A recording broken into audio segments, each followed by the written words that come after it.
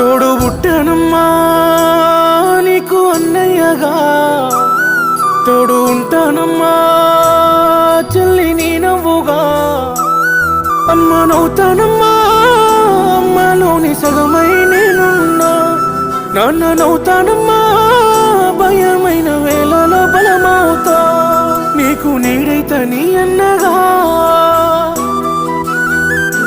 నా తల్లి తరువాత తల్లి ఓ నా సిట్టి సెల్లమ్మ.